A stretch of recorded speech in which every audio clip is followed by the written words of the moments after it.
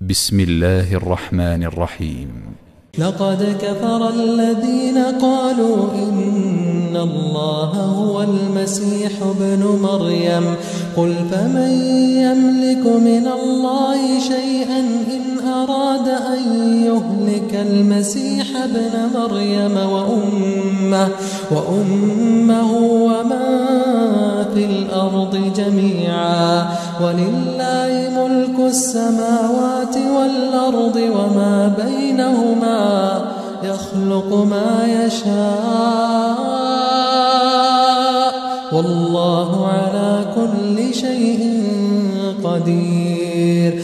وقالت اليهود والنصارى نحن أبناء الله وأحباؤه قل فلم يعذبكم بذنوبكم بل أنتم بشر ممن خلق يغفر لمن يشاء ويعذب من يشاء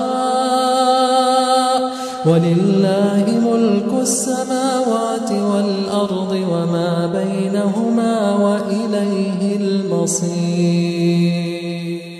يا أهل الكتاب قد جاءكم رسولنا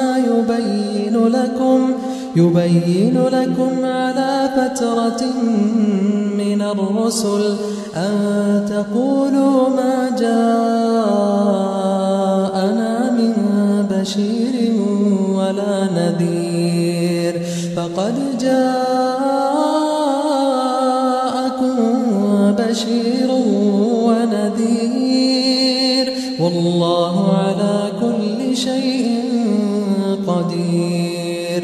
وإذ قال موسى لقومه يا قوم اذكروا نعمة الله عليكم إذ جعل فيكم أنبياء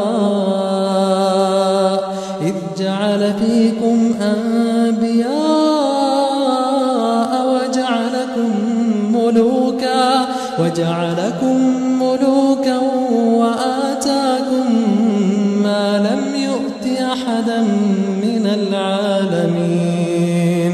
يا قوم ادخلوا الأرض المقدسة التي كتب الله لكم ولا ترتدوا على أدباركم فتنقلبوا خاسرين.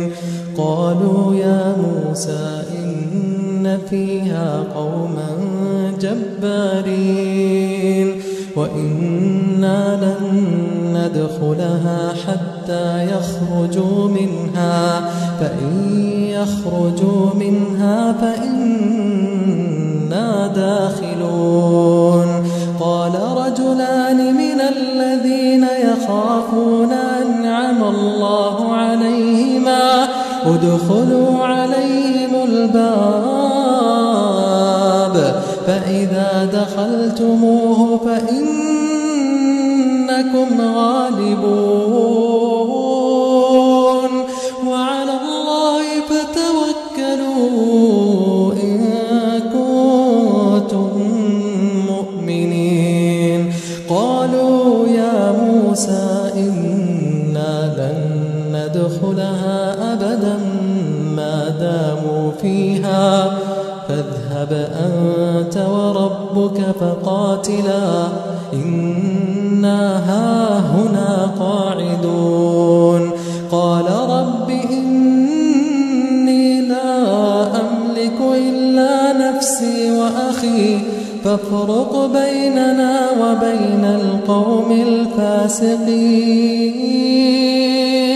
قال فإنها محرمة عليهم 40 سنة يتيهون في الأرض فلا تأس على القوم الفاسقين.